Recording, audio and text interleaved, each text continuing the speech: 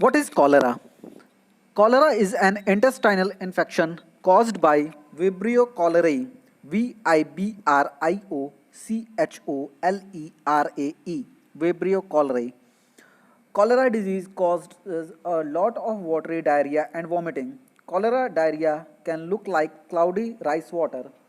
Cholera can cause death from dehydration, that is, the loss of water and salts from the body within hours if not treated.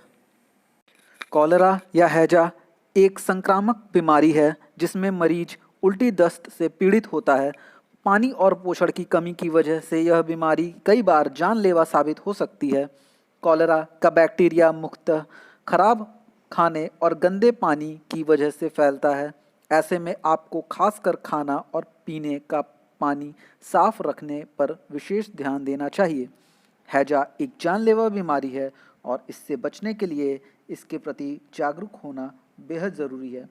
Cholera एक bacteria के कारण होता है जिसका नाम vibrio कॉलेराई bacteria है।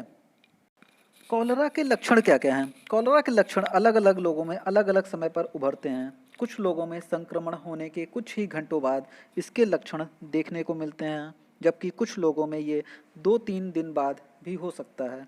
Cholera में आमतौर पर दस्त होता है। दस्त के अलावा इसके अन्य लक्षण इस प्रकार हैं: उल्टी, धड़कन तेज होना, मुंह, गला और आँखों का सूखना, ब्लड प्रेशर कम होना, प्यास बढ़ना, मांसपेशियों में दर्द होना, घबराहट होना, नींद और थकान। बीमारी ज़्यादा गंभीर होने पर कुछ और लक्षण भी सामने आ सकते हैं, जैसे बुखार, पेशाब न लगना, वजन कम होना, झटके लगना। Diagram showing how the cholera bacteria looks like. How is cholera spread? Cholera germs are found in the feces of infected people. Cholera is spread when these feces from an infected person gets into the water people drink or the food people eat. Cholera is not like to spread directly from one person to another. Cholera एक bacteria के कारण होता है जो कि हमारे खाने या पानी से हमारे शरीर में पहुंच जाता है। यह मल मूत्र और गंदगी से फैलता है। सी फूड और मछलियों से भी हैजा फैल सकता है। अगर सब्जियों और सलाद ठीक से नहीं धोए गए या फिर गंदे पानी से धोए जाते हैं तो इसमें भी कॉलरा होने का खतरा है। जिन इलाकों में स्वच्छता की कमी हो वहाँ हैजा फैलने का खतरा ज़्यादा होता है।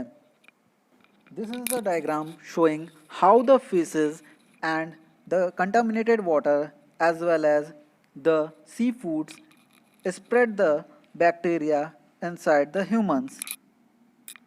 Treatment: rehydration. The goal is to replace lost fluid and electrolytes using a simple rehydration solution, that is oral rehydration salts ORS. Intravenous fluids can be given. Antibiotics, zinc supplements should be given to the person. These are some antibiotics that should be given to the person to treat the cholera. First is tetracycline capsule of 250 mg. In adults, 2 capsules 4 times a day for 3 days. But in children's, 12.5 mg per kg body weight 4 times a day for 3 days. Second is erythromycin tablet 250 mg to adults, 2 tablets 4 times a day for 3 days. And last is erythromycin syrup in children, 12.5 mg per kg, body weight 4 times a day for 3 days. What are prevention and control of cholera?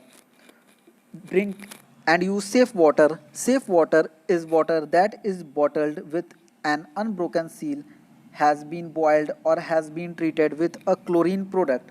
Wash hands often with soap and safe water. If no soap is available, scrub hands often with ash or sand and rinse with safe water. Use latrines or bury your faces. Do not defecate in any body of water. Cook food well, that is especially seafood. Eat it hot, keep it covered, and peel fruits and vegetables. Clean up safely in the kitchen and in places where your family batches and washes clothes. Cholera से बचाव। Cholera एक जानलेवा बीमारी है। इससे बचने के लिए आसपास स्वच्छता बेहद ज़रूरी है। इसके अलावा कुछ और ज़रूरी बातों का ध्यान रखना बेहद ज़रूरी है। पानी उबाल कर पिएं, पानी को साफ बर्तन में ही स्टोर करें, ताज़ा खाना ही खाएं, फल और सब्जियों को साफ पानी से अच्छे से धोकर पकाएं, बिना छिले वाले फलों से बचें। उल्टी दस्त होने पर इसे नज़रअंदाज न करें और तुरंत डॉक्टर के पास जाएं। अगर यात्रा के दौरान आपको इसके लक्षण दिखते हैं तो तुरंत मेडिकल सहायता लें। This diagram is the summary of the whole we learned previously, that how the cholera bacteria get spreads from the water or contaminated food, and what is the treatment for it, and in the large intestine how the bacteria get multiplies